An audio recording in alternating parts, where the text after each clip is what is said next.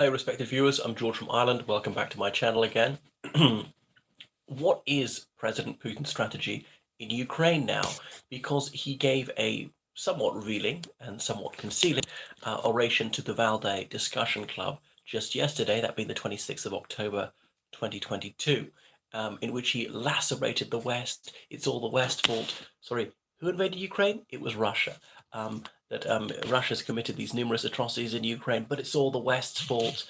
Yeah, and Western countries, as they are legally permitted to do, armed Ukraine to defend itself, but the war is all the West's fault, and so on. So it's victim blaming as usual, just despicable, just the most flagrant lies as usual. And he tried to terrify people. He rules by terror at home, murdering journalists, murdering dissidents, having completely unfair trials and kangaroo courts, oppressing people, holding political prisoners by the thousand, torturing people on a wide scale, massacring many of his own civilians in Chechnya and so on, and the apartment block bombings in Moscow and Voronezh and so on in 1999.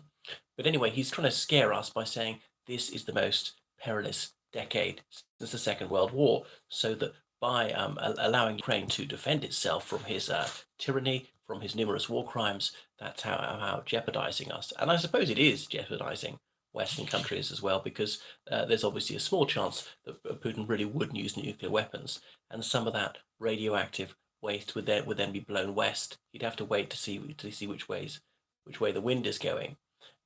Anyway, so he was excoriating Occidental countries, saying, "Oh, they're guilty of colonialism." Now, some Occidental countries certainly were colonial powers. There's no doubt that's true. I mean, most countries were colonial if you go back long enough. I mean, the Aztec state in Mexico, that was an empire that had colonies in a sense, a very long time ago. Or I'm just trying to think. I mean, various African kingdoms conquered others, so I suppose they were colonial. Or India conquered other places, that was colonial. When, say, Myanmar or Afghanistan as part of India, or even India started out as an empire, as one part of India conquering the rest. So yeah, every part of the world has been colonial at one time or other, and obviously colonialism is sometimes a good thing. And look how colonial he is now, wanting to conquer Ukraine, but not positive colonialism. There's nothing he's going to give them, like better technology or better governance. He's not going to emancipate them. No, he's a liberticide in his own country, talking about invading Kazakhstan, invading Alaska, doubting the Kazakh legitimacy, saying it has no history of statehood and so on. And obviously, every sovereign state has to start sometime. Illegally occupying Georgia, illegally occupying Moldova. So he's grossly hypocritical. He violates international law on an enormous scale. So I'm afraid the Russian Federation is a rogue state under the Putin regime. Anyway, he says that the West can't single-handedly govern humanity, which is definitely true. It can't. It doesn't even try to, which is why it has the United Nations, goes the UN route, why Russia is going against the United Nations General Assembly resolutions. He said the unipolar world was becoming a thing of the past. Well, that's true. It did quite a long time ago. China's a superpower and things like that. Obviously, he'd like a unipolar world with Russia in the driving seat. And he says that Russia's defending its right to exist. Well, no one's trying to prevent Russia doing so. Russia's trying to prevent Ukraine existing. Ukraine is defending its own right to exist from Russia's attempt at the erasure of Ukraine as a nation. Said that the West is trying to destroy his country, which is absolutely not true. Yeah, another flagrant lie, another imbecilic, moronic, blatant lie by one of the most prolific lying liars in the world. Anyway, because who has invaded whom? I mean, it's staggering. The chutzpah, this level of dishonesty, just rank. Anyway, he's just foul in so many ways. Um, so it's this hybrid warfare. It's partly psychological operations, propaganda, as well as the conventional fight. So we know it's going to slow down because of winter, and to carry on bombarding them. They've already taken out about a third of Ukraine's capacity to provide electricity and heating over the past 10 days or so. At this rate, within a month, they have no electricity or heating whatsoever, the Ukrainians.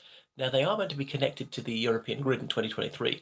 I don't know if they've sped that up, or maybe because of the war, it's been impossible to speed up. So Western countries are just going to have to provide them a lot of electric generators powered by, is it diesel, petrol? I don't know. And indeed, like absolute zero suits, those suits you can survive with at the North Pole, those Arctic tents, you can survive in temperatures of -40, even put a tent inside the house when the windows have been blown out, something like that to keep them going. Um, and that's how they have to survive. Obviously, a lot of Ukrainians have left the country. You don't absolutely need to be there, go abroad. But then he's raising the costs for Western countries. So it's obviously fighting on the battlefield, terrorizing the Ukrainian civilian population, demoralizing and dividing the West. That's it.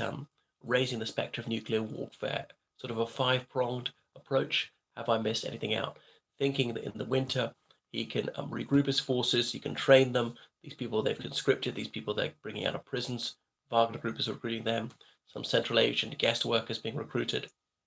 Train them, prepare them, maybe iron out some of the logistic problems, ready for a major attack in the spring. But through the winter, there will still be some missile attacks, drone attacks, a few air raids. They've been swooping very low to try and avoid radar. The Russian aircraft, some very simple maneuvers, not sophisticated. Despite having spent billions on it, despite the Russian Air Force, one of the largest air forces in the world, is very ineffective. They haven't used it very much.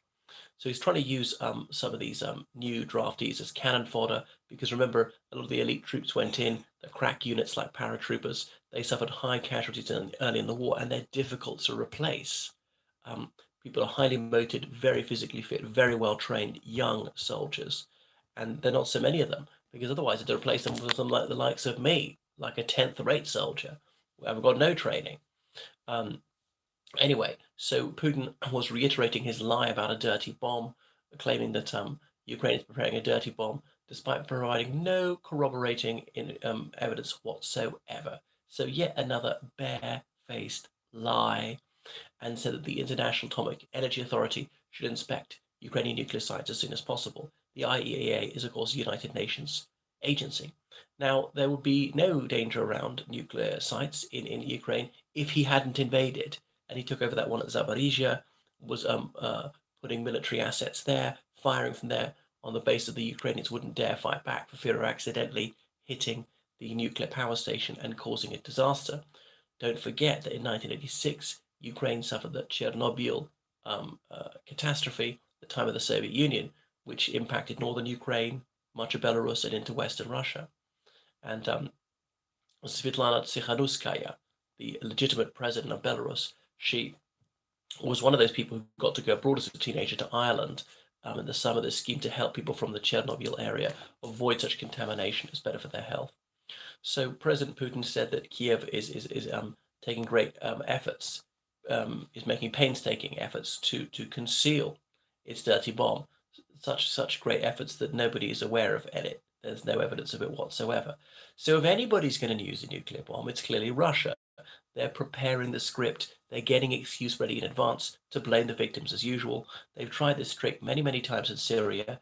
They or their Syrian allies have used poison gas to murder thousands of civilians in Syria, despite Russia being a signatory to the International Convention Against Chemical Weapons, despite this being explicitly prohibited in the Geneva Convention. In the Second World War, even the Third Reich never used chemical weapons like that out in the open. Um, so he is the lowest of the low. The man is utterly evil. So Putin's defense minister, who like Putin has never done a day of military service, neither have I, but likes to appear in military uniforms because obviously he's got this profound sense of inadequacy. That's Sergei Shoigu. He was calling his analogues in the United States, France, China, India, and the United Kingdom, repeating these bogus claims of a dirty bomb being prepared by Ukraine. Now, the Secretary General of NATO, Jens Stoltenberg, he correctly said that Russia is probably using this to prepare a pretext so that if they use a nuclear device in Ukraine, they'll blame the Ukrainians. Oh, yeah, and this is part of Russia's story. The Ukrainians are going to kill their own people so they can blame Russia on it for it. Now, why on earth would they need to do that, especially as Russia's killed so many Ukrainian civilians already? Anyway, it's all very depressing and it underscores just why Putin's evil regime needs to be smashed. Right, thank you for watching. Goodbye.